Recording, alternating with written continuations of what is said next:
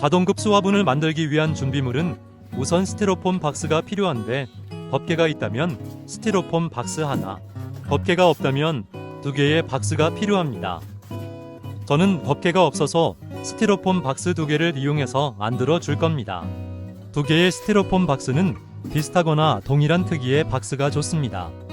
우선 흙받침대를 만들기 위해서 스티로폴 상자의 내부 크기를 잽니다. 저는 직각자가 없어서 플라스틱 판에 표시를 해서 사용했는데 직각자가 있으면 훨씬 편합니다.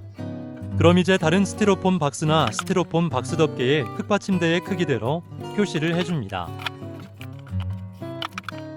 표시를 다 했으면 이제 표시선대로 잘라서 흙받침대를 만들어줍니다. 중간중간 박스에 넣어보고 최대한 딱 맞게 잘라줍니다. 그래야 흙이 흘러들어가지 않습니다. 이제 흙받침대를 받칠 지지대를 만들어 주겠습니다. 흙받침대가 넓어서 저는 양옆과 가운데 부분을 받쳐줄 겁니다. 지지대는 최대한 얇게 총 6개를 만들어주면 됩니다. 박스 덮개로 흙받침대를 만들었을 경우 짜투리가 별로 없을 수도 있는데 흙받침대가 주저앉지 않을 정도만 있으면 됩니다. 흙받침대가 5cm 정도는 떠 있을 수 있도록 받침대를 만들어주세요.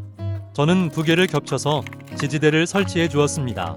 그리고 지지대의 높이 부분에 구멍을 뚫어서 배수구를 만들어주세요. 배수구의 용도는 영상 후반부에 나오니 영상을 끝까지 봐주시기 바랍니다. 이제 흙받침대에 구멍을 뚫어줍니다. 0.5cm의 구멍을 뚫어주면 되는데 드라이버를 이용하면 편합니다. 저는 앙카를 이용했습니다. 지지대의 위치를 감안해서 지지대에 구멍이 막히지 않도록 뚫어줍니다. 구멍의 숫자는 정해진 것은 아닌데 저는 0.5cm의 구멍을 11개 뚫어주었고 한쪽 모서리에 페트병 입구만한 구멍을 하나 뚫어주었습니다. 이 구멍은 페트병을 이용해서 물을 주입하는 용도입니다. 이제 구멍에 물티슈를 꽂아줍니다. 바닥 쪽에는 5cm가 내려오고 위로는 10cm 정도 올라오도록 맞춰줍니다. 빨아 쓰는 행주가 가장 좋지만 저는 물티슈를 사용했습니다. 물티슈나 빨아 쓰는 행주는 화학약품이 포함되어 있을 수 있으니 물에 한번 헹궈서 꾹 짜서 사용하시는 것이 좋습니다. 구멍에 끼울 때는 드라이버 등을 이용해서 끼워주시면 됩니다. 이렇게 물티슈 11장과 페트병을 잘라서 입구를 끼워주시면 흙받침대가 완성됩니다. 완성된 흙받침대를 스티로폼 박스에 넣어줍니다. 이제 완성된 자동급수 화분에 흙을 채워넣겠습니다. 흙은 상토에 유박거름을 섞어서 아랫부분에 깔아주고 윗부분은 일반 상토를 덮어줄 겁니다. 유박거름은 한 삽 정도 넣어주면 되는데 작년에 사두었던 유박거름에 습기가 차서 뭉쳐있어서 최대한 부셔주면서 섞어주었습니다. 이제 상토와 유박거름을 섞은 흙을 먼저 아랫부분에 깔아줍니다. 흙을 넣을 때 물티슈를 살짝 들어서 세워준 상태에서 흙을 넣어주세요. 거름이 섞인 흙은 5cm 두께로 깔아주시면 됩니다. 이제 그 위에 일반 상토를 덮어줍니다.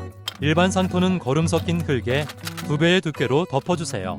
이때도 물티슈를 최대한 세워가며 흙을 채워줍니다. 여기에 이제 상추 모종을 심어줍니다. 상추 모종을 심을 때는 떡잎까지 묻어줍니다. 이제 상추 모종에 물을 흠뻑 줍니다. 그리고 페트병을 통해서 물을 주입해서 화분에 물을 채워보겠습니다. 화분 아랫부분에 물이 가득 차면 흙받침 지지대의 높이에 맞춰 뚫어놓은 구멍을 통해서 물이 배출되는 모습을 확인할 수 있는데요. 이렇게 일정한 수위가 유지되어 과습을 방지할 수 있는 겁니다. 저는 자동급수 화분을 2개 만들어서 청상추와 적상추를 나눠서 심었는데요. 스티로폼 자동급수 화분은 가끔 물만 보충해주면 자동으로 급수가 되기 때문에 크게 신경 쓰지 않고 작물을 키울 수 있으며 겨울에는 미니온실로 변신이 가능해서 사계절 내내 상추를 키워 먹을 수 있는 장점도 있습니다. 미니온실로 변신하는 방법은 이번 겨울에 만들면서 영상으로 알려드리겠습니다. 영상이 도움이 되셨다면 구독과 좋아요 부탁드리고 저는 다음 영상으로 찾아뵙겠습니다. 감사합니다.